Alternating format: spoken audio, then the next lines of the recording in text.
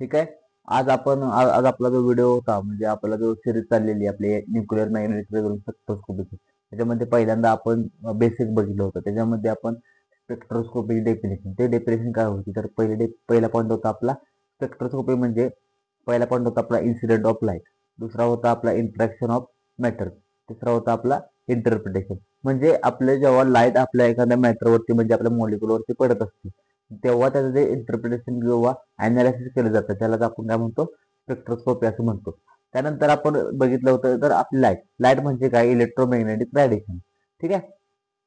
मग light generate कशी होते तर सन पासून ती लाईट काही असे फोटॉन रिलीज होऊन आपल्यापर्यंत ती लाईट इलेक्ट्रोमॅग्नेटिक रेडिएशन आपल्यापर्यंत पोहोचत असतात.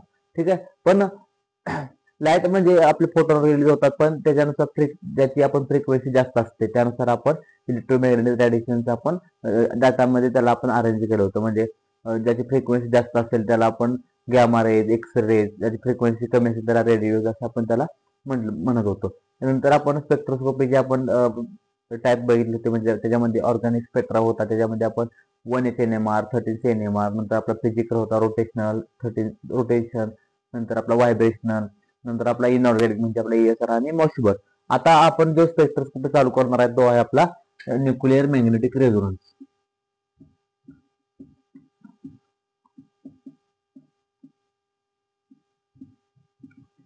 न्यूक्लिअर मॅग्नेटिक रेझोनन्स म्हणजे NMR. ठीक आहे. आपण स्पेक्ट्रोस्कोपी डेफिनेशन मध्ये आपण बघितलेलं जेव्हा आपल्या मॉलिक्युलवरती लाईटचं इन्सिडेंट होतं. म्हणजे पहिला पॉईंट आपला स्पेक्ट्रोस्कोपी टर्म डिटरमाइन करत असताना 3 पॉईंट लक्षात ठेवायचे. त्यातला पहिला पॉईंट आहे इन्सिडेंट ऑफ लाईट, दुसरा interaction of light, interaction of matter, तिसरा इंटरप्रिटेशन ऑफ लाईट. म्हणजे इंटरप्रिटेशन म्हणजे डाटा अनालिसिस आपल्याला, ठीक आहे, incident of light, interaction of light आहे दुसरा इंटरप्रिटेशन ऑफ लाईट. म्हणजे आपल्याला लाईट आपल्या मॉलिक्युलवरती इन्सिडेंट होत असते, नंतर त्याचा आपल्या मॉलिक्युलवर काहीतरी इंटरॅक्शन होत असते, आणि तिसरी गोष्ट म्हणजे आपल्याला अनालिसिस करायचं असतं आपल्या मॉलिक्युलचं लाईटवरती पडल्यानंतर. ठीक आहे. आता एनएमआर आजपासून आपण चालू करणार आहोत. ठीक आहे. ठीक आहे. आता स्पेक्ट्रोस्कोपीचं डेफिनेशन झाली. स्पेक्ट्रोस्कोपीची आपण ही टर्म का आली, कारण आपल्याला तिथे आयडेंटिफिकेशन करायचं होतं. आता कोणती पण स्पेक्ट्रोस्कोपी आपल्याला स्टडी करत असताना आपण स्पेक्ट्रोस्कोपी सिरीज आपल्या ऑर्गॅनिक वाला युट्यूब चॅनलवरती प्रत्येक वाईज आता आपण 180 नंबरचे व्हिडिओ आपण अपलोड करणार आहोत. त्याच्यामध्ये पहिला व्हिडिओ झाला आपला बेसिकचा. आज आपण बेसिक ऑफ 180 नंबर परत एकदा बघणार आहोत. नंतर आपण सर्वात महत्वाचा असतो तो नंबर ऑफ सिग्नल, चौथा केमिकल शिफ्ट आणि पाचवा प्रॉब्लेम. आणि अशा प्रकारे आपण आपला 180 नंबर संपवणार आहोत. ठीक आहे.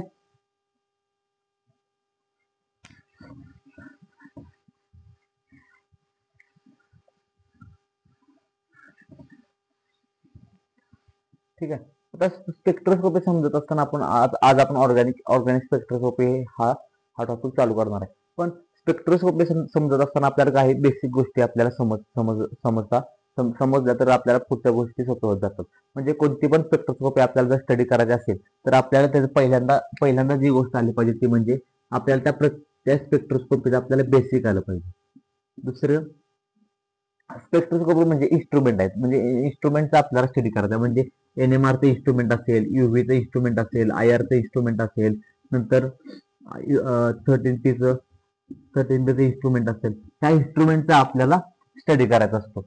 आता कोणत्या पण इन्स्ट्रुमेंटचा जर स्टडी करायचा असेल तर आपल्याला पहिल्यांदा बेसिक आपल्याला समजलं पाहिजे. म्हणजे जेव्हा आपण गाडी शिकतो चालवायला, आपल्याला गाडी पण एक इन्स्ट्रुमेंट आहे. गाडी शिकत असताना आपल्याला माहिती असतं तिथं एक्सिलेटर कुठं आहे, ब्रेक कुठं आहे, हँडल कसा वळवायचा. त्यामुळे आपल्याला NMRचं जर इन्स्ट्रुमेंटेशन आपल्याला जर शिकायचं असेल, कोणतं पण इन्स्ट्रुमेंट असेल, आपल्याला त्याची पहिली गोष्ट आपल्याला त्याची बेसिक माहिती पाहिजे. बेसिक माहिती असल्यानंतर दुसरी गोष्ट आपल्याला प्रिन्सिपल माहिती पाहिजे. प्रिन्सिपल म्हणजे तत्व. कोणत्या पण स्पेक्ट्रोस्कोपीचं काही तर प्रिन्सिपल असतं, त्या प्रिन्सिपलला ती स्पेक्ट्रोस्कोपी फॉलो करत असतं. ठीक आहे. तिसरा आहे सिलेक्शन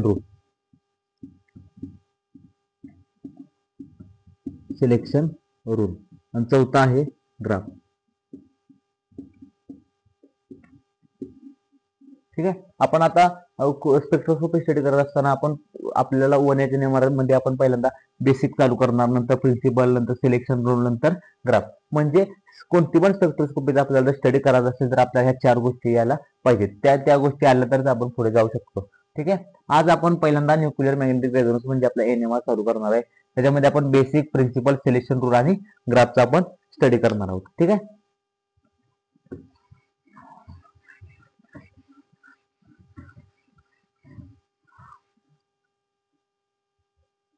ठीक आहे. आता आपण आज NMR डिटेल मध्ये आपण आजपासून चालू करतो. ठीक आहे. आता स्पेक्ट्रोस्कोपी टर्म का आली तर स्पेक्ट्रोस्कोपी आली तर आपण जेव्हा लॅबमध्ये आपण कोणती पण आपण एखादा मॉलिक्युल आपण कंपाऊंड बनवला, त्याचं जर आपल्याला आयडेंटिफिकेशन करायचं असेल तर आपल्याला कोणत्या तरी इन्स्ट्रुमेंटची गरज लागत होती. त्यामुळे आपण NMR असेल, आपला UV असेल, IR असेल, या स्पेक्ट्रोस्कोपीचा आपल्याला तिथं डिस्कवर झाली. ठीक आहे. आता आपल्याला माहित आहे स्पेक्ट्रोस्कोपी म्हणजे incident of light, interaction of light आणि इंटरप्रिटेशन ऑफ लाईट. म्हणजे लाईट आणि आपल्या कंपाऊंड वरती काहीतरी इंटरॅक्शन होऊन त्याचा आपल्याला अनालायसिस करायचं. लाईट म्हणजे इलेक्ट्रोमॅग्नेटिक रेडिएशन. तुम्हाला मी सांगितलेलं माहिती आहे मला व्हिडिओमध्ये, इलेक्ट्रोमॅग्नेटिक रेडिएशन म्हणजे इलेक्ट्रिक फील्ड आणि मॅग्नेटिक फील्ड ते काय असतात, परपेंडिक्युलर असतात. आता NMR म्हणजे न्यूक्लिअर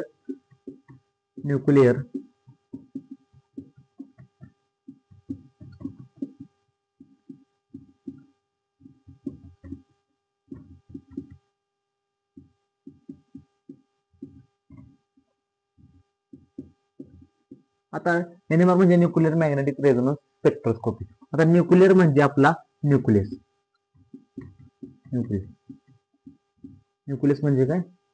न्यूक्लिअर म्हणजे न्यूक्लियस. आता आपल्याला माहित आहे आपण लॅबमध्ये मॉलिक्यूल बनवणार आहे. मॉलिक्यूल म्हणजे एलिमेंट असणार आहे, एलिमेंट मध्ये ऍटम असणार आहे, ऍटम मध्ये काय असणार आहे तर न्यूक्लियस असणार आहे. तर आपल्याला माहिती आहे ऍटमचं स्ट्रक्चर काय असतं, ऍटमचं स्ट्रक्चर असतं न्यूट्रॉन प्लस प्रोटॉन आणि हा झाला न्यूक्लियस आणि शेजारी काय असतात हे इलेक्ट्रॉन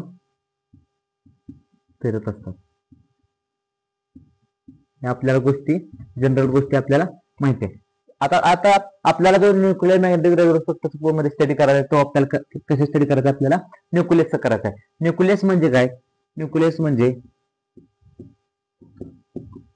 न्यूट्रॉन प्लस प्रोटॉन. ठीक आहे. आता न्यूट्रॉन वरती चार्ज कोणता असतो तर न्यूट्रॉन वरती कोणता चार्ज नसतो, आणि प्रोटॉन वरती कोणता चार्ज असतो, प्रोटॉन वरती असतो तो आपला प्लस चार्ज असतो. ठीक आहे. ह्या गोष्टी आपल्याला माहिती आहे. न्यूक्लियसचा आपल्याला NMR मध्ये स्टडी करायचा आहे. आता हा आपल्याला आपण जो लॅबमध्ये कंपाऊंड बनवला, आपला जो कंपाऊंड आपण कंपाऊंड असा बनवला. ठीक आहे. कंपाऊंड बनवल्यानंतर त्याच्यामध्ये एलिमेंट असणार, एलिमेंट मध्ये ऍटम असणार, ऍटम मध्ये आपल्याला न्यूक्लियसचा आपल्याला स्टडी करायचा आहे. म्हणजे हा NMR मध्ये आपण स्टडी कशाचा करत असतो तर न्यूक्लियसचा करत असतो. न्यूक्लियस काय आहे तर न्यूक्लियस म्हणजे न्यूट्रॉन प्लस प्रोटॉन. न्यूट्रॉन वरती चार्ज नसतो, तो न्यूट्रल असतो, आणि प्रोटॉन वरती प्लस चार्ज असतो. म्हणजे आपल्याला NMR म्हणजे जे आपले आता हा झाला न्यूक्लियस झाला. आपण स्टडी काय करतो, आपल्याला मॅटर मध्ये आपण आता न्यूक्लियस सिलेक्ट केला. आता आपल्याला लाईट पाहिजे तर NMR मध्ये कोणती लाईट सिलेक्ट होते तर NMR मध्ये जी लाईट आपल्याला इंटरॅक्शन करत असते ती लाईट असते आपली रेडिओ वेव्ह, आपण त्याच्यावरती पाडत असतो.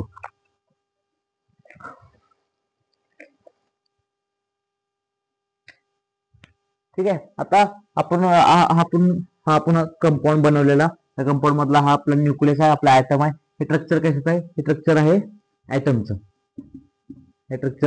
ऍटमचं. आता आपल्याला ऍटम मध्ये आपल्याला कशावरती जास्त फोकस करायचं तर आपल्याला न्यूक्लियस वरती फोकस करायचा आहे. हा आपला आहे न्यूक्लियस आपला न्यूक्लियस. ठीक आहे. आता मॅटर झाला. आता आपल्याला ह्याच्यावरती लाईट पाडायची. लाईट आपण ह्याच्यावरती कोणती पाडणार आहोत तर आपण रेडिओ यूज आपण NMR मध्ये यूज करतो. ठीक आहे.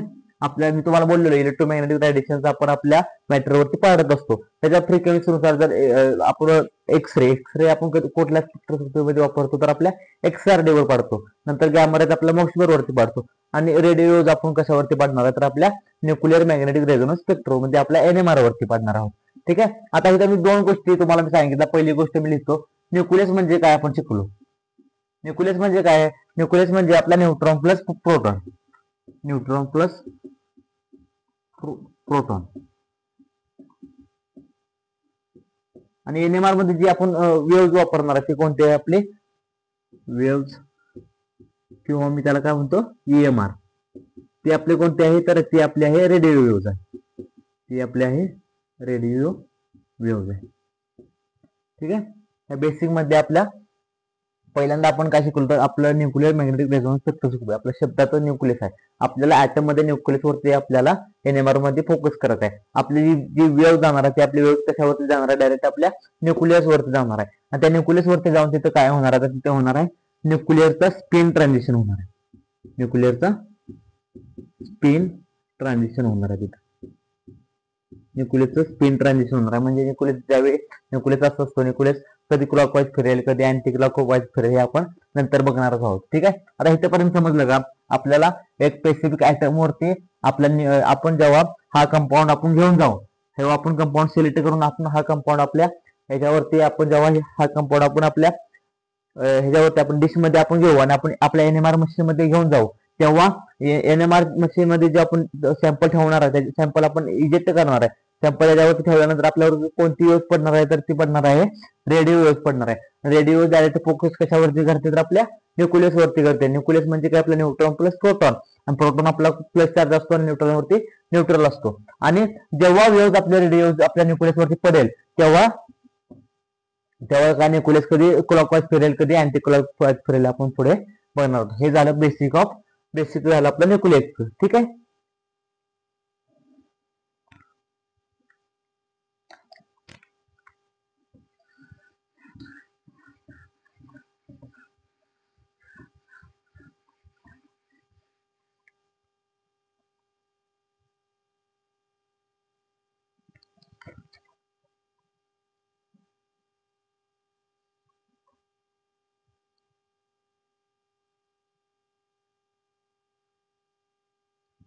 ठीक आहे.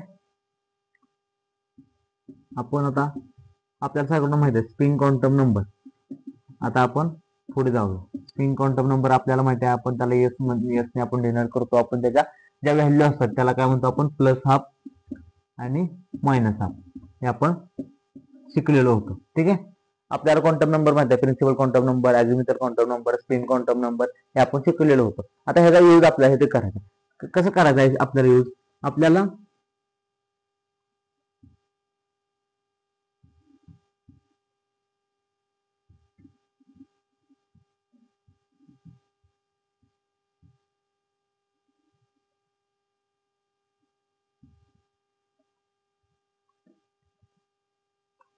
ठीक आहे. हा न्यूक्लियस आहे आपला. हा न्यूक्लियस हा क्लॉकवाईज फिरतोय आणि हा न्यूक्लियस अँटी क्लॉकवाईज फिरतोय. आणि ह्याचा जो स्पिन क्वांटम नंबर असतो तो मायनस हाफ असतो आणि हा जो प्लस हाफ असतो. ठीक आहे. आता ह्याच्यावरती जो गॅप निर्माण होणार ह्याला आपण काय म्हणतो आपण डेल्टा ई आपण त्याला आपण म्हणतो. ठीक आहे. आता हा आपण इथं रेडिओज आपले बंबार्डमेंट केली आपल्या आपण ह्याच्यावरती रेडिओज फेकली. जेव्हा ह्या न्यूक्लियस वरती हा आपण रेडिओज फेकल्यानंतर हा न्यूक्लियस असा क्लॉकवाईज फिरणार आहे आणि ह्याच्यानंतर ट्रान्झिशन वरचा न्यूक्लियस हा अँटी क्लॉकवाईज फिरणार आहे. म्हणजे ह्या रेडिओचं काम काय आहे तर हा जो गॅप आहे हा जो गॅप फुल करण्याचं काम कोण करत असतं तर तो रेडिओज करत असतं. हे दिसतंय तेवढं सोपं नाही. हे जे मी सांगतो तुम्हाला रेडिओज असे क्लॉकवाईज फिरते न्यूक्लियस असा क्लॉकवाईज फिरतोय वरचा न्यूक्लियस अँटी क्लॉकवाईज फिरतोय. नंतर रेडिओज ह्याच्यावरती पडल्यानंतर हा जो गॅप मेंटेन करायचं काम कोण करत असतं तर रेडिओज करत असते. म्हणून तिथं रेडिओजचा यूज करत असतो आपण NMR मध्ये. ठीक आहे. नंतर ही रेडिओज ह्याच्यावरती ह्या न्यूक्लियस वरती फिरत असल्यानंतर ह्यो गॅप रेडिओज मेंटेन करते आणि वरती न्यूक्लियस जाऊन खालचा न्यूक्लियस क्लॉकवाईज फिरतोय आणि वरचा न्यूक्लियस अँटी क्लॉकवाईज फिरतोय. म्हणून रेडिओचा आपण इथे यूज करत असतो. ठीक आहे. आपण इथे एक गोष्ट लिहितो सोर्स वेव्हज. आपण EMR कोणती यूज करतोय आपण EMR करतोय आपण रेडिओ वेव्हज.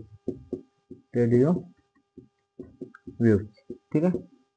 रेडिओ वेव्हज आपण EMR चा रेडिओ आपण NMR मध्ये काय यूज करतोय नंतर आपण XRD काय यूज करत नाही नंतर आपण गॅमा रेज काय आपण NMR मध्ये यूज करत नाही. तर त्याचं उत्तर असं आहे जेव्हा न्यूक्लियस खालच्या स्टेटला म्हणजे ग्राउंड स्टेटला न्यूक्लियस अँटी म्हणजे XRD स्टेटला जेव्हा आपण रेडिओज खालच्या न्यूक्लियस वरती पाठवू जेव्हा न्यूक्लियस आपल्या खालच्या न्यूक्लियस वरती बंबार्डमेंट करू जेव्हा हा जो डेल्टा ई गॅप आहे तो मेंटेन करायचं काम कोणती वेव्ह परफेक्टली करत असतो तर रेडिओ यूज करत असतो. गॅमा रेज टाकली तर गॅमा रेज आपल्याला माहिती आहे गॅमा रेज आपल्या न्यूक्लियसचे आपल्या बॉन्ड तिथं ब्रेक करत असतो, बॉन्ड तुटतो जेव्हा गॅमा रेजची फ्रिक्वेन्सी जास्त असते, नंतर एक्सरेची फ्रिक्वेन्सी जास्त असते आणि ह्याच्यामुळं आपण इथे गॅमा रेज यूज करणार. गॅमा रेज जर इथे आपण टाकली तर आपल्याला बॉन्ड तिथं तुटणार आहे. नंतर आपल्याला एक गोष्ट लक्षात आली तर आपण युव्ही का टाकली नाही, नंतर आयआर का टाकली नाही. युव्ही जर टाकलं तर इलेक्ट्रॉनिक ट्रान्झिशन झालं असतं. आपल्याला काय करायचं आहे, आपल्याला हा जो गॅप मेंटेन करायचा आहे तो गॅप आपण मेंटेन कशामध्ये यूज करत असतो, रेडिओ मध्ये. आता पहिले आपल्याला माहिती आहे आपल्याला आपण जेव्हा लहान होतो तेव्हा एक रेडिओ आपल्या घरामध्ये यूज करायची. ती जी रेडिओ वेव्ह होती तीच इथं रेडिओ आपण इथं ह्याच्यामध्ये टाकलेली आहे. आपण गॅमा रेज यूज करू शकत नाही, नंतर आपण एक्सआर यूज करू शकत नाही, आपण यूज करू शकतो रेडिओ, कारण तिथला जो गॅप मेंटेन करायचं काम कोण करत तर रेडिओ. आपला इथला गॅप जो तिथला गॅप डिस्टन्स जो क्रिएट झाला तो गॅप कोण करत असतो तर रेडिओ, म्हणून आपण इथं रेडिओ यूज करत असतो. ठीक आहे, आता रेडिओ झाली. आता न्यूक्लियस आपण एक गोष्ट क्लिअर करत जाऊया म्हणजे आपल्याला गोष्टी क्लिअर होत जातील. ठीक आहे, आता आपण बेसिक एनएमआर मध्ये काय शिकलो तर आपण वेव्हज आपण कोणती यूज करतोय तर आपण एनएमआर मध्ये रेडिओ यूज करतो. एक्झाम मध्ये एक मार्क प्रश्न पडू शकतो एनएमआर मध्ये कोणती वेव्ह असते तर रेडिओ यूज असते. ठीक आहे, डिस्क्रिप्शनच्या क्वेश्चन मध्ये पण हा प्रश्न यूज करतो रेडिओ काय यूज करतो तर रेडिओ आपण यूज करतो कारण जो ग्राउंड साईडचा न्यूक्लियर आणि एक्साइड साईडचा न्यूक्लियर त्याचा जो गॅप जिथं निर्माण झालेला आहे त्याचा जो गॅप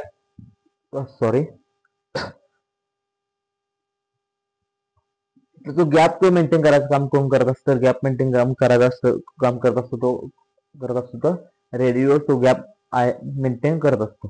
ठीक आहे, आता आपण पुढचा पॉईंट घेऊया. तर आपला पुढचा पॉईंट आहे न्यूक्लियस.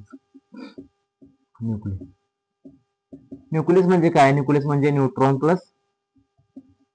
Plus proton. न्यूक्लियस म्हणजे न्यूट्रॉन प्लस प्रोटॉन. हा मी एक न्यूक्लियस बनवला आणि इथे एक न्यूक्लियस बनवला.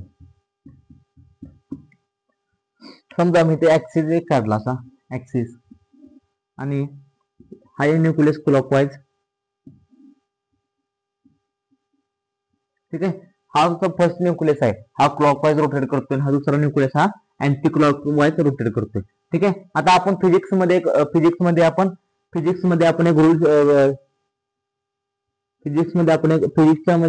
रूल शिकलो. रूल कोणता होता आपला, राईट हँड थंब रूल. ठीक आहे, राईट हँड थंब रूल.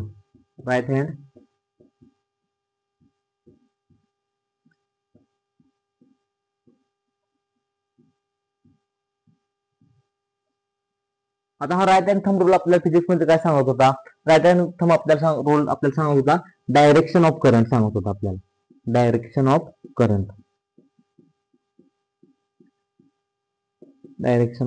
आपल्याला राईट हँड थंब रूल आपण इथे आपल्याला वापरायचा आहे. ठीक आहे, आता फर्स्ट न्यूक्लियस आहे असं क्लॉकवाईज फिरतोय, दुसरा न्यूक्लियस आहे अँटी क्लॉकवाईज करतोय. आपल्याला डायरेक्शन फाइंड करायचे. आपल्याला डायरेक्शन फाइंड करायचं. कशाची आपल्याला डायरेक्शन फाइंड करायची, आपल्याला करंटची डायरेक्शन आपल्याला फाइंड करायची आहे. ठीक आहे, आता राईट हँड थंब रूल काय आहे तर राईट हँड थंब रूल आपल्याला काय सांगतो, न्यूक्लियस रोटेशन काय करतो, न्यूक्लियस रोटेशन कोणत्या दिशेने करतो तर ते पाम त्या दिशेने फिरवा. पाम म्हणजे ही आपली बोट. ठीक आहे, आपल्या राईट हँड थंब रूल काय सांगत होता, न्यूक्लियस रोटेशन कुठल्या साईडने करतो तर ह्या साईडने करतोय, म्हणजे पाम पण असा फिरवा. पाम फिरवल्यानंतर आपलं थंब कुठे आहे, थंबची डायरेक्शन चेक करायची आपल्याला. थंब आपला वरती, म्हणून आपलं डायरेक्शन ऑफ मॅग्नेटिक फील्ड वरती आला.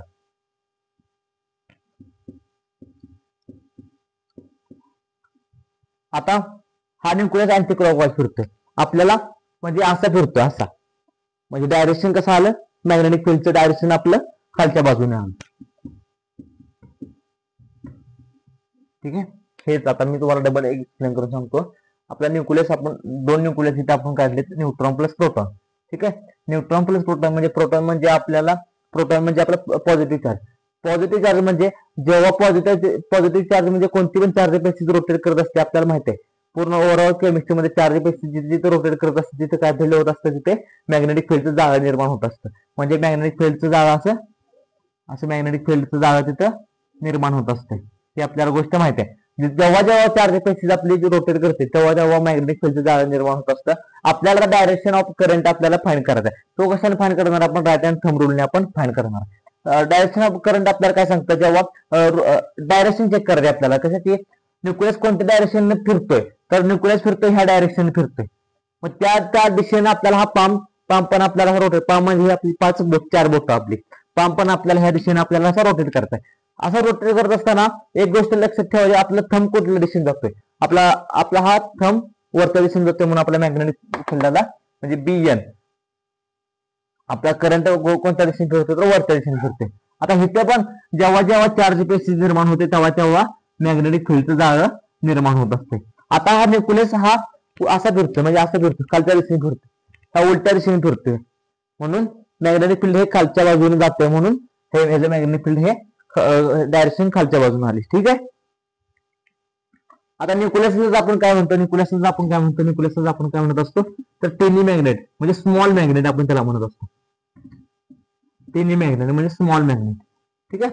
स्मॉल न्यूक्लियसला आपण काय म्हणत असतो, टेनी मॅग्नेट. म्हणजे न्यूक्लियस एक चार्ज बेसिस आहे. चार्ज बेसिस जेव्हा ऍक्सिसच्या मार्फत जेव्हा रोटेट करतो तेव्हा तिथे मॅग्नेटिक फील्ड निर्माण होत असतात, म्हणून त्याला आपण काय म्हणतो, टेनी मॅग्नेट म्हणतो त्याला.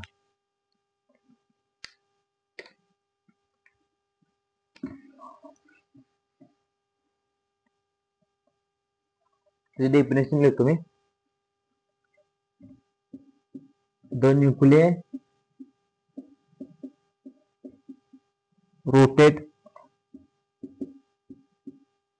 about the axis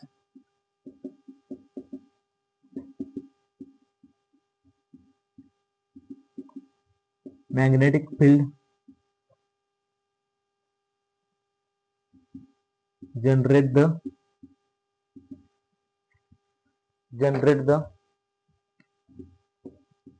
nuclei are called tiny magnet.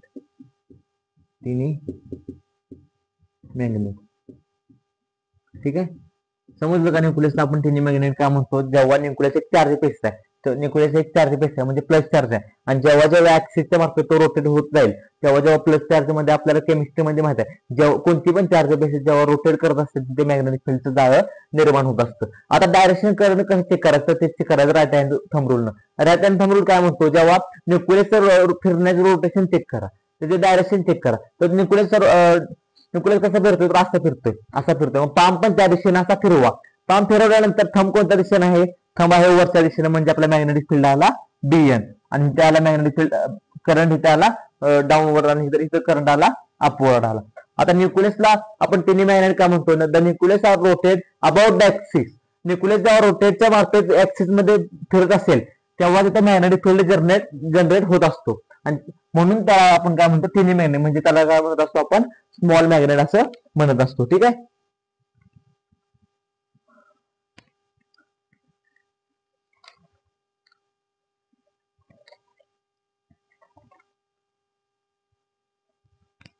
आता झालं. आता बेसिक झाल्यानंतर आपण सिलेक्शन रूल चालू करूया.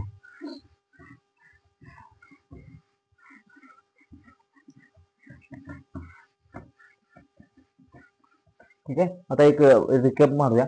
आपण स्पेक्ट्रोस्कोपी हा अॅनालिटिक टेक्निक आपण चालू केली. स्पेक्ट्रोस्कोपी म्हणजे एक इन्स्ट्रुमेंटल टेक्निक आहे, म्हणजे आपण जेव्हा कंपाऊंड बनवल्यानंतर आपण ती मशीन मध्ये घालून आपल्याला आयडेंटिफिकेशन करायचं असतं. स्पेक्ट्रोस्कोपीची डेफिनेशन काय, incident of light, interaction of light, interpretation of light. त्याच्यानंतर स्पेक्ट्रोस्कोपी म्हणजे काय, लाईट म्हणजे EMR आपल्या फोटॉन मार्फत रिलीज होऊन आपल्या मार्फत पोहोचत असते, म्हणजे ती फोटॉन रिलीज होण्याची फ्रिक्वेन्सी जर जास्त असेल तर त्याला आपण XRD गॅमा रे. त्या फ्रिक्वेन्सी म्हणजे फोटॉनची रिलीज होण्याची फ्रिक्वेन्सी जर कमी असेल तर आपण काय म्हणतो, रेडिओज, आणि ते रेडिओज आपण NMR मध्ये यूज करत असतो. आता NMR मध्ये आपण यूज करत असताना न्यूक्लियसचा आपण तिथे स्टडी करत असतो. न्यूक्लियस म्हणजे आपला न्यूट्रॉन प्लस प्रोटॉन. न्यूट्रॉन म्हणजे त्याच्यावरती न्यूट्रल चार्ज असतो, म्हणजे त्यावर कोणता चार्ज नसतो, मग प्रोटॉनवरती आपल्या प्लस चार्ज असतो. पण न्यूट्रॉन आणि प्रोटॉन न्यूक्लियस जेव्हा जेव्हा आपल्या ऍक्सिस मार्फत जेव्हा रोटेट करत असतो, रोटेट केल्यानंतर तिथे मॅग्नेटिक फील्ड जाळं निर्माण होत असतं, आणि म्हणूनच त्याला आपण काय म्हणतो, टेनी मॅग्नेट, म्हणजे टेनी मॅग्नेट असं म्हणतो, म्हणजे त्याला आपण काय म्हणत असतो, स्मॉल मॅग्नेट असं म्हणत असतो. आता न्यूक्लियस आपण समजा हा मॉलिक्यूल आहे, हा कंपाऊंड आपण बनवलाय, लॅबमध्ये. ठीक आहे. हा कंपाऊंड आपण लॅबमध्ये बनवलाय. आता ह्याचं मला आयडेंटिफिकेशन करायचं आहे. म्हणजे आपल्याला NMR डेटा करायचा आहे. आता हा जो कंपाऊंड बनवलाय ह्याच्यामध्ये हजारो ॲटम असणार आहेत, हजारो ॲटम असणार आहेत. ठीक आहे, हजारो ॲटम असल्यामुळे ह्याच्यामध्ये हजारो न्यूक्लियस असणार आहेत. ठीक आहे, मग NMR स्टडी करत असताना कोणती न्यूक्लियस आपण यूज करायचे आहे, कोणती न्यूक्लियस काहीतरी म्हणजे आता ह्याच्यात सगळ्या न्यूक्लिया आपल्याला घ्यायचे आहेत का, ह्यातल्या हजारो न्यूक्लियस आहेत, ह्याच्यामध्ये 1000 न्यूक्लिया प्रेझेंट आहेत, प्रेझेंट आहेत. ह्याच्यामध्ये सगळ्या न्यूक्लियस आपण NMR स्टडी करत असतो का न्यूक्लियसचा?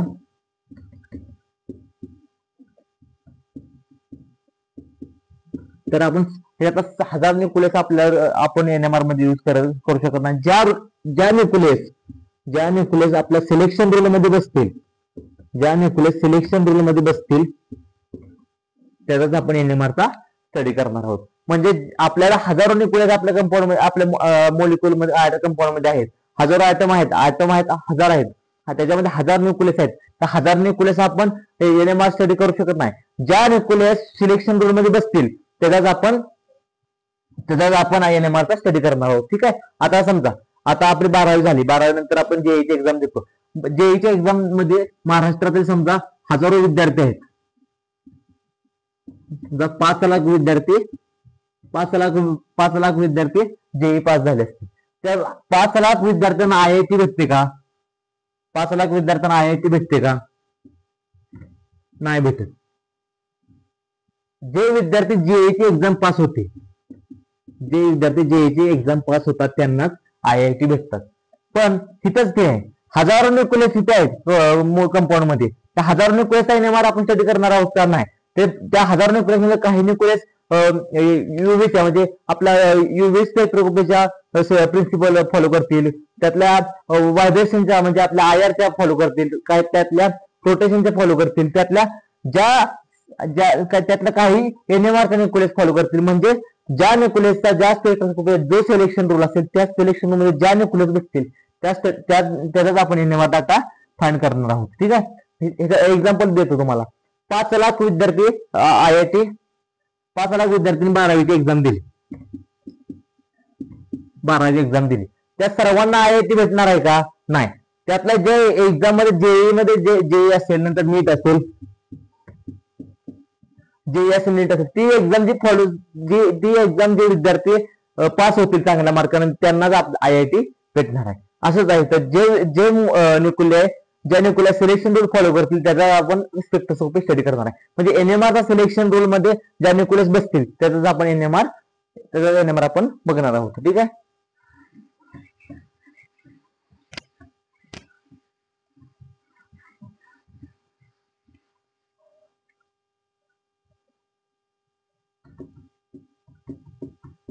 Selection rule.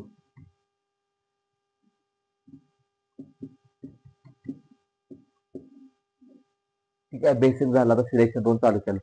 सिलेक्शन रूल आपण काय स्टडी करत असतो? कारण सिलेक्शन रूल यासाठी स्टडी करत असतो कारण आपल्या कंपाऊंड मध्ये, आपल्या मॉलिक्युल मध्ये, आपल्या ॲटम मध्ये हजारो न्यूक्लियस प्रेझेंट आहेत. त्या हजारो न्यूक्लियस आपण NMR डाटा फाइंड करणार आहोत का? नाही. त्यातल्या काही न्यूक्लियस आपल्या IRच्या न्यूक्लियात असतील, त्यातल्या काही न्यूक्लिया आपल्या UVच्या असतील. आपल्याला NMRच्या न्यूक्लियामध्ये जो सिलेक्शन रूल फॉलो करेल तोच आपण NMR मध्ये न्यूक्लिया आपण स्टडी करणार आहोत. ठीक आहे,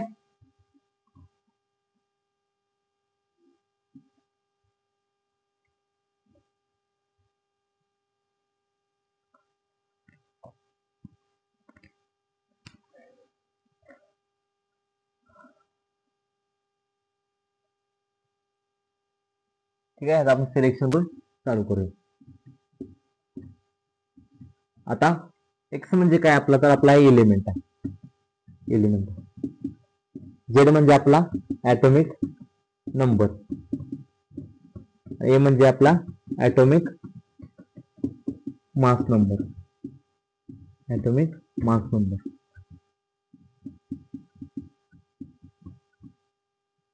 ठीक आहे, हा जो एक्स आहे तो आपली एलिमेंट आहे आणि झेड आपला ॲटॉमिक नंबर आहे आणि ए म्हणजे आपला ॲटॉमिक मास आहे. त्यालाच काय म्हणतो आपण? नंबर ऑफ प्रोटॉन असं म्हणतो मास ह्याला, ॲटॉमिक नंबरला. आणि ह्याला काय म्हणतो आपण?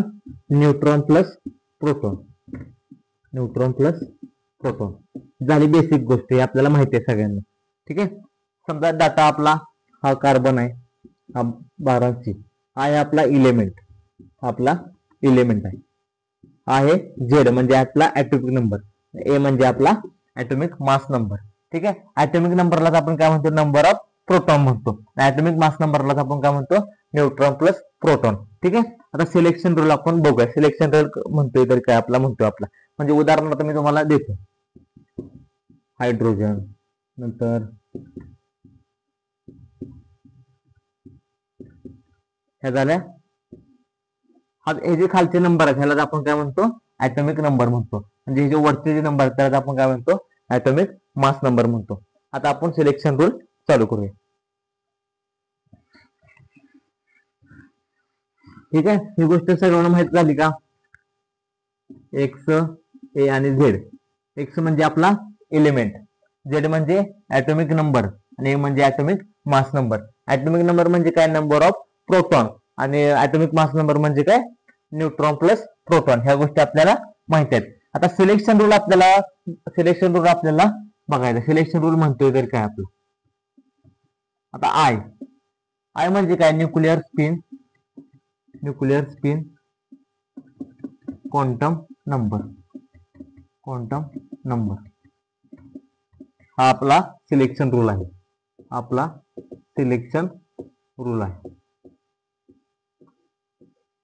ह्याच्यामध्ये जर आय ची व्हॅल्यू जर बरोबर इक्वल टू 0 आली तर ही एनएमआर इनएक्टिव्ह असणार आहे.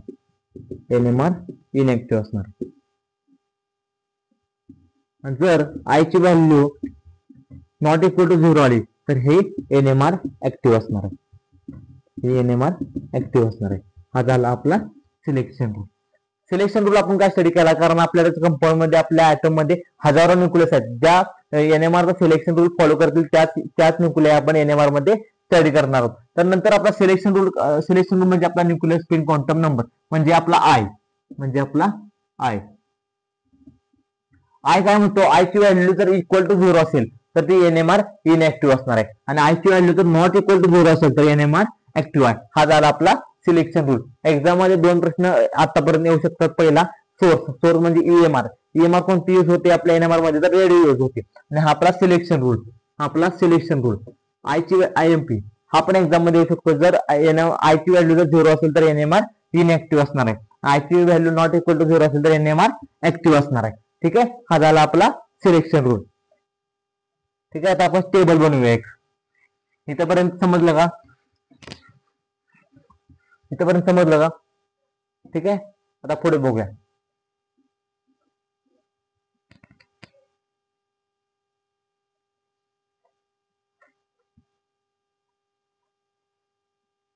ठीक आहे, पहिल्यांदा आपण सोर्स म्हणजे आपण ईएमआर रेडिओ यूज करतो, कारण तिथला जो गॅप असतो तो गॅप मेंटेन करायचं काम कोणती यूज करत असते, तर रेडिओ यूज करत असते. म्हणून आपले पहिला पॉईंट आपला यूज कोणते आहे, आपले ईएमआर आहे आपले एनएमआर मध्ये, ती आहे रेडिओ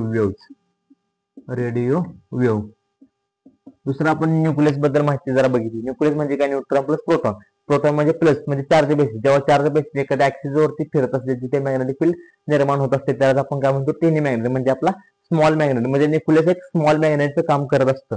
ठीक आहे, नंतर आता आपल्याला सिलेक्शन रूलची स्टडी करायची काय गरज पडली, कारण आपल्या न्यूक्लियस मध्ये, आपल्या ऍटम मध्ये आपल्या हजारो न्यूक्लियस असणार आहेत. त्या न्यूक्लियस मध्ये आपल्याला एनएमआरच्या सिलेक्शन रूल फॉलो करतील त्याच न्यूक्लिया फक्त आपण एनएमआर मध्ये स्टडी करणार. तो सिलेक्शन रूल काय म्हणतोय, आय ची व्हॅल्यू इज इक्वल टू 0 आली तर ती एनएमआर इनएक्टिव्ह असणार आहे. आणि आय ची व्हॅल्यू नॉट इक्वल टू 0 आली म्हणजे कार्बन घेऊया, त्याची आय ची व्हॅल्यू असते 0, हा आपला एनएमआर इनएक्टिव्ह असतो. आणि हायड्रोजन आपला, याची आय ची व्हॅल्यू असते हाफ, हा आपला एनएमआर ऍक्टिव्ह असतो. ठीक आहे, हा आपला एनएमआर ऍक्टिव्ह असतो. ठीक आहे, हा आता ही आय ची हाफ व्हॅल्यू कशी आली, ही एक्झाम मध्ये स्पेसिफाय दिलेली असते आपल्याला. ही काय रट्टा मारायची गरज नाही, पण काही आपल्याला माहिती पाहिजे, म्हणजे हायड्रोजनची माहिती पाहिजे, कार्बनची माहिती पाहिजे, नायट्रोजनची माहिती पाहिजे, ऑक्सिजनची माहिती पाहिजे, क्लोरीनची माहिती पाहिजे. ह्या ज्या आयच्या व्हॅल्यू आहेत त्या मी तुम्हाला एका व्हिडिओमध्ये देणारच आहेत, पण त्यात आपल्याला तोंडपाठ पाहिजे. एक्झाम मध्ये काही ठिकाणी देतात, काही ठिकाणी देत नाहीत. ठीक आहे, आता आपण सिलेक्शन रूलचा टेबल बनवूया.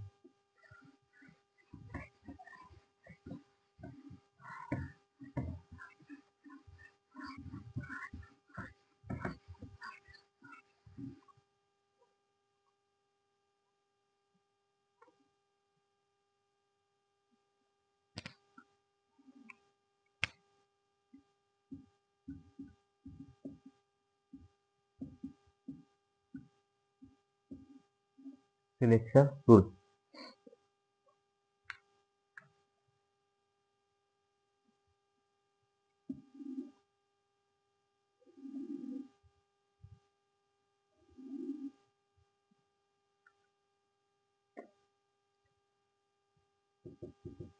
atomic number.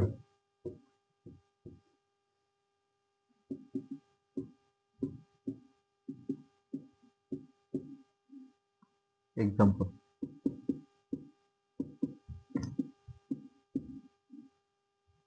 आपल्यातली फर्स्ट केस घेऊया. जर ॲटॉमिक नंबर आपला इव्हन असेल आणि मास नंबर इव्हन असेल. दुसरी केस घेऊया. जर आपला ॲटॉमिक नंबर ऑड असेल आणि मास नंबर ऑड असेल. तिसरी केस घेऊया. जर आपला ॲटॉमिक नंबर इव्हन असेल आणि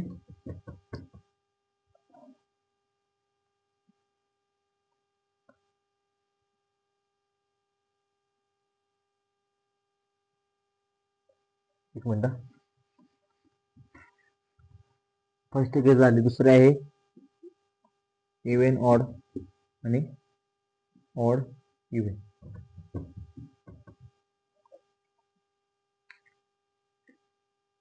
ठीक आहे.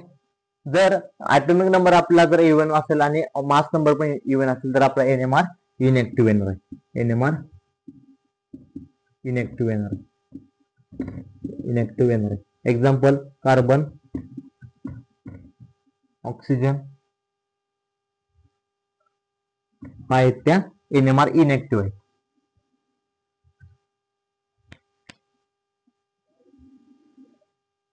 आणि जेव्हा ॲटॉमिक नंबर इव्हन आणि ऑड असेल तर एनएमआर ऍक्टिव्ह येणार आहे. एनएमआर ऍक्टिव्ह येणार आहे.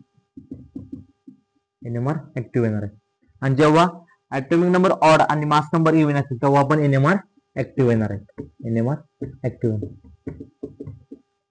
ठीक आहे. सिलेक्शन रूल काय सांगतोय, जेव्हा ॲटॉमिक नंबर आणि मास नंबर इव्हन असेल तेव्हा ते एनएमआर इनएक्टिव्ह असणार आहे. पण त्यातली एक गोष्ट जर ऑड असेल, त्यातली एक गोष्ट जर इव्हन असेल, म्हणजे सिमिलर डिफरंट असतील, इव्हन ऑड असेल, ऑड इव्हन असेल तर एनएमआर ऍक्टिव्ह असणार. तर ह्याचे एक्झाम्पल घेऊया.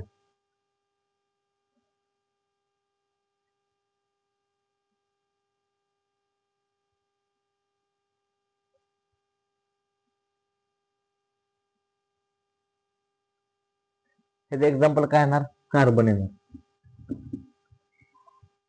ॲटॉमिक नंबर इव्हन आहे आणि मास नंबर ऑड आहे. आता तिसरा, आपल्याला ॲटॉमिक नंबर ऑड पाहिजे आणि मास नंबर इव्हन आहे पाहिजे, म्हणजे आपला नायट्रोजन आला. ठीक आहे. सिलेक्शन रूल काय सांगतो आपल्याला, जेव्हा न्यूक्लियर आपण सिलेक्ट करतोय, आय ची व्हॅल्यू इज इक्वल टू 0 असेल, आय ची व्हॅल्यू इज इक्वल टू 0 असेल, एनएमआर इनएक्टिव्ह आहे. आय ची व्हॅल्यू नॉट इक्वल टू 0 असेल, एनएमआर ऍक्टिव्ह आहे. ही गोष्ट आपल्याला माहिती पाहिजे. दुसरी, जेव्हा ॲटॉमिक नंबर आणि मास नंबर जेव्हा जेव्हा इव्हन असतील एनएमआर इनएक्टिव्ह. त्यातला एक तर इव्हन ऑड असेल तर एनएमआर ऍक्टिव्ह, आणि ऑड इव्हन असेल तरी पण एनएमआर ऍक्टिव्ह. हा झाला आपला सिलेक्शन रूल. इम्पॉर्टंट आहे, एक्झाम मध्ये विचारतात. ठीक आहे. एक गोष्ट लक्षात ठेवायची, जेव्हा आय ची व्हॅल्यू इज इक्वल टू 0 असेल तर एनएमआर इनएक्टिव्ह, आय ची व्हॅल्यू नॉट इक्वल टू 0 असेल तर एनएमआर ऍक्टिव्ह. फक्त ॲटॉमिक नंबर मध्ये लक्षात ठेवायचं असताना ॲटॉमिक नंबर आणि मास नंबर इव्हन आले तरच एनएमआर इनएक्टिव्ह आहे. त्यातला बाकी कोणता पण इव्हन ऑड असेल, ऑड इव्हन असेल तर एनएमआर ऍक्टिव्ह असणार आहे. ठीक आहे. तर पुढचा प्रश्न घेऊ, पुढचा पॉईंट घेऊया. हा आपला सिलेक्शन रूल इथे संपला. आपण काय काय कव्हर केलं आतापर्यंत, बेसिक, नंतर आपला सिलेक्शन रूल, नंतरच्या व्हिडिओमध्ये आपण प्रिन्सिपल दे, नंतरच्या व्हिडिओमध्ये आता आपण काय बघितलं, स्पेक्ट्रोस्कोपी डेफिनेशन, नंतर न्यूक्लियस म्हणजे काय, त्याला तिन्ही मॅग्नेट का म्हणतात, नंतर आपण सिलेक्शन रूल का आणला आपल्या एक्झाम स्टडीमध्ये, ह्यासाठी आणला कारण आपल्याला स्पेसिफिक न्यूक्लियाची गरज होती. म्हणजे त्या एनएमआर सिलेक्शन रूल फॉलो करतील त्याच न्यूक्लियसचा आपण एनएमआरचा इन्स्ट्रुमेंट मध्ये, त्या इन्स्ट्रुमेंट आपल्याला एनएमआर आपल्याला फॉलो करून देणार आहेत. नंतर आपण सिलेक्शन रूल बघितला. सिलेक्शन रूल काय सांगितला, आय इज इक्वल टू 0 असेल तर NMR, I is equal to 0 असेल तर एनएमआर इनएक्टिव्ह असणार आहे, आणि आय नॉट इक्वल टू 0 असेल तर एनएमआर ऍक्टिव्ह असणार आहे. आता नंबर ऑफ स्पिन स्टेट, पुढचा पॉईंट आहे number of spin state. Number of spin state म्हणजे न्यूक्लियस आपला स्प्लिट होणार आहे. Number of spin state,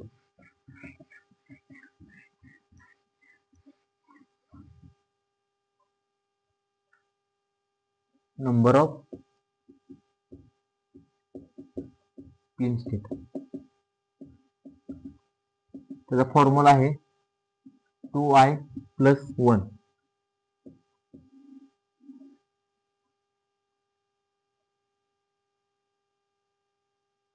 sorry 2ni. N म्हणजे काय, नंबर ऑफ न्यूक्लियाई. आय म्हणजे nuclear spin quantum number. Nuclear spin quantum number.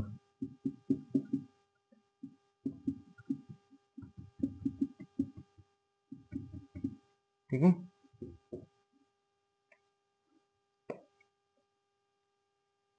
आता आपल्याला स्टेट निर्माण म्हणजे एका न्यूक्लियस किती न्यूक्लियस मध्ये एक जर न्यूक्लियस घेतला तर समजा आपण 1s न्यूक्लियस आपण घेतलाय. आता ह्याच्या किती स्पिन मध्ये तो स्प्लिट होणार आहे, किती स्पिन मध्ये त्याचे स्पिन असणार, त्याचा फॉर्म्युला आहे number of spin state. Number of spin state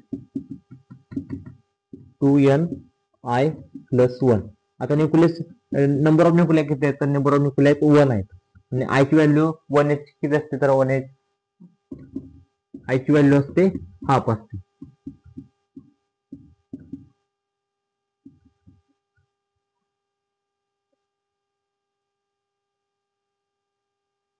एक मिनिट. 2 × 1 ×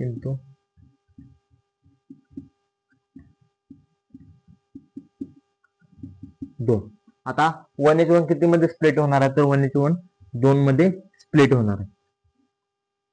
एक न्यूक्लियाय अँटी क्लॉकवाईज रोटेशन करणार आहे, एक न्यूक्लियाय अँटी क्लॉकवाईज मध्ये रोटेट करणार आहे. ह्याचा जर स्पिन क्वांटम नंबर असतो -हाफ, याचा असतो +हाफ. हे आपल्याला माहिती आहे. ठीक आहे. आणि ह्याचा हा जो गॅप हा मेंटेन करायचं काम कोण करत असतं, तर ह्याचं गॅप मेंटेन करायचं काम करत असतं आपली रेडिओ वेव्हज निर्माण करत असते. ठीक आहे. आता आपला 13C आपण जास्त करून NMR मध्ये 1H1 आणि 13C ह्या दोन NMR आपण स्टडी करणार आहोत.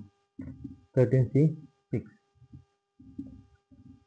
Number of spin state. ठीक आहे. ज्या आयच्या व्हॅल्यू आहेत म्हणजे आय म्हणजे काय, न्यूक्लियर स्पिन क्वांटम नंबर. आयच्या ज्या व्हॅल्यू आहेत त्याचा टेबल मी नेक्स्ट व्हिडिओ मध्ये तुम्हाला लिहून देतो, पण एक्झाम मध्ये आयची व्हॅल्यू ही दिलेली असते. ठीक आहे. आता सिलेक्शन रूल झाल्यानंतर आपण नंतरचा पॉईंट काय चालू केला, नंबर ऑफ स्पिन स्टेट म्हणजे पर्टिक्युलर जी न्यूक्लिया आहे ती किती ह्याच्यामध्ये स्प्लिट होते, तर त्याचा फॉर्म्युला नंबर ऑफ स्पिन स्टेटचा फॉर्म्युला काय, 2ni+1. एन म्हणजे नंबर ऑफ न्यूक्लिया, आय म्हणजे न्यूक्लियर स्पिन क्वांटम नंबर. ठीक आहे. 2ni+1 2 × 1 × +1 2. आता ही पण न्यूक्लिया 2 मध्ये स्प्लिट होते, -हाफ आणि +हाफ. ठीक आहे.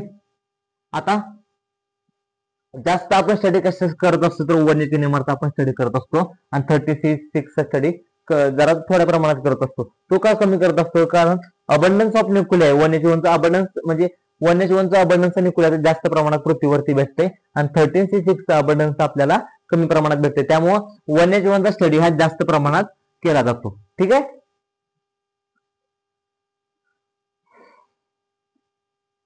हा, तर अजून एक घेऊया, नायट्रोजनचं घेऊया.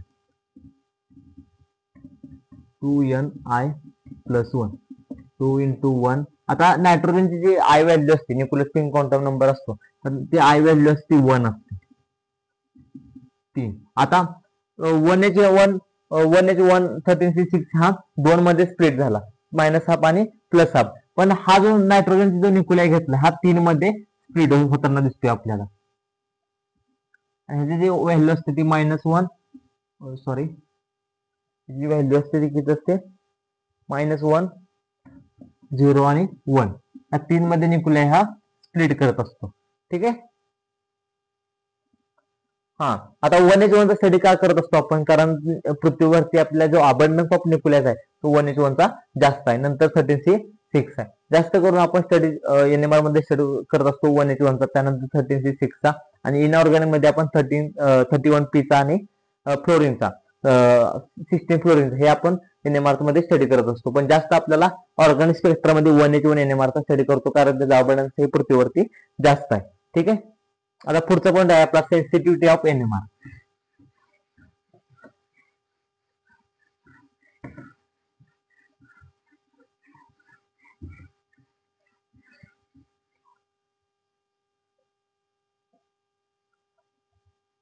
सेन्सिटिव्हिटी म्हणजे NMR ची सेन्सिटिव्हिटी ऑफ NMR. याच्यामध्ये दोन फॅक्टर ऍड आहेत. एक आहे इंटरनल फॅक्टर आणि दुसरा आहे एक्सटर्नल फॅक्टर.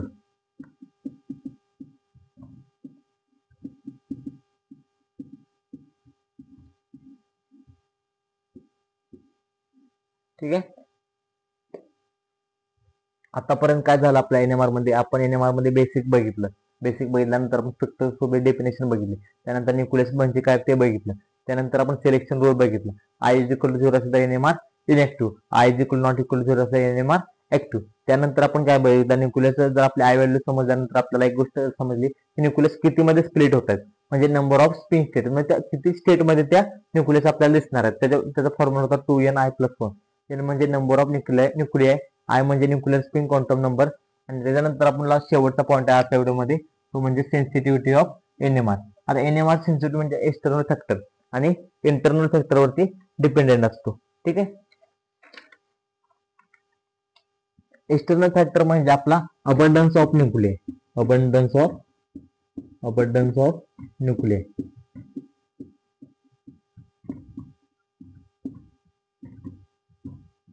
जे अबंडन्स न्यूक्लिया पृथ्वीवरती भेटते ते 1H1 जास्त प्रमाणात भेटते आणि 13C6 अबंडन्स कमी प्रमाणात भेटते. म्हणून 1H1 चा स्टडी आपण जास्त प्रमाणात करत असतो. म्हणजे अबंडन्स ऑफ 1H चा 1H1 चं जे अबंडन्स आहे ते 99% आहे आणि 13C6 जे अबंडन्स आहे ते 0.1% आहे. हे जे अबंडन्स असल्यामुळं 1H1 चा स्टडी आपण जास्त प्रमाणात करत असतो. हा झाला आपला external factor, sensitivity of NMR चा एक्सटर्नल फॅक्टर. आपला दुसरा आहे इंटरनल फॅक्टर म्हणजे आपला गायरोमॅग्नेटिक रेशो. हा आपला आहे इंटरनल फॅक्टर. ठीक आहे. दोन फॅक्टरवरती सेन्सिटिव्हिटी NMR डिटरमाइन केली जाते, ते म्हणजे एक्सटर्नल फॅक्टर. म्हणजे आपल्याला अबंडन्स किती मिळतोय न्यूक्लियसचा, आपल्याला 1H1 चा अबंडन्स पृथ्वीवरती जास्त प्रमाणात आहे, तो 99% आहे. आणि 13C6 जो अबंडन्स पृथ्वीवरती भेटतोय तो कमी प्रमाणात असल्यामुळे आपण 1H1 चा जास्त प्रमाणात स्टडी करत असतो. ठीक आहे. आता दुसरा फॅक्टर आहे तो म्हणजे इंटरनल फॅक्टर, तो म्हणजे आपला गायरोमॅग्नेटिक रेशो आहे. Is an internal property of nucleus. Internal property of nucleus म्हणजे इंटरनल प्रॉपर्टी आहे ती कशाची आहे तर न्यूक्लियसची. ठीक आहे. म्हणजे आपण मगाशी जे बघितलं हे इंटरनल प्रॉपर्टी काय सांगते आपल्याला, स्प्लिटिंग टेंडेन्सी ऑफ, म्हणजे किती प्रमाणात किती ह्याच्यात न्यूक्लियस आपला स्प्लिट होणार आहे. Splitting tendency of nucleus. ठीक आहे. त्याचा मी डेटा आणला आहे.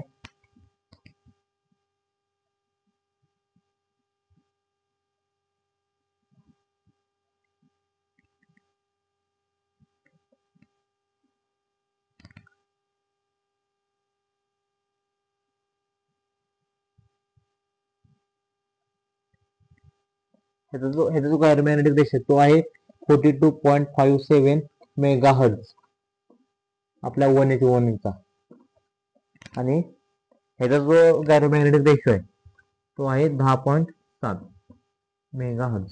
ठीक आहे. म्हणून आपल्या दोन फॅक्टर सांगितलं की आपण 1H1 चा स्टडी आपण हा जास्त प्रमाणात करणार आहोत. पहिला फॅक्टर होता आपला अबंडन्स, आपल्याला पृथ्वीवरती 1H1 च्या न्यूक्लिया आपल्याला जास्त प्रमाणात भेटते म्हणून आपण NMR मध्ये स्टडी करत असतो. दुसरा आपला फॅक्टर आहे तो म्हणजे इंटरनल फॅक्टर, जे न्यूक्लिया आपल्याला भेटले ते किती मध्ये स्प्लिट करते त्याला आपण काय म्हणतो गायरोमॅग्नेटिक रेशो. हा नंतर आपण बघणार आहोत गायरोमॅग्नेटिक रेशो म्हणजे काय असतो. इथं इंटरनल प्रॉपर्टी ऑफ न्यूक्लिया म्हणजे न्यूक्लिया किती मध्ये स्प्लिट होते तर त्याचा गायरोमॅग्नेटिक रेशो येतो 42.57 मेगाहर्ट्झ टेस्ला मायनस आणि 13C6 येतो 10.7. ठीक आहे. इथेच आपला बेसिक आपला NMR चा संपतोय. ठीक आहे. त्यानंतर आपण पुढल्या व्हिडिओमध्ये प्रिन्सिपल आपण NMR चा चालू करणार आहोत. ठीक आहे. आतापर्यंत आपण काय बघितलं, न्यूक्लियस मध्ये आपण बघितलं आपण पहिल्यांदा बघितलं स्पेक्ट्रोस्कोपी आपण डेफिनेशन बघितली. डेफिनेशन नंतर आपण न्यूक्लियस म्हणजे काय बघितलं. त्यानंतर आपण इलेक्ट्रोमॅग्नेटिक रेडिएशन म्हणजे EMR म्हणजे आपला electric field perpendicular to the magnetic field हा पॉईंट पण बघितला. त्यानंतर आपण चालू केलं तर आपला selection rule. I is equal to 0 असेल तर तिथे एनएमआर इनएक्टिव्ह येणार आहे. आय नॉट इक्वल टू 0 असेल तर एनएमआर ऍक्टिव्ह येणार. त्यानंतर आपण सेन्सिटिव्हिटी ऑफ एनएमआर संपवला आहे. तर पुढल्या व्हिडिओमध्ये आपण प्रिन्सिपल ऑफ एनएमआर चालू करूया. ठीक आहे.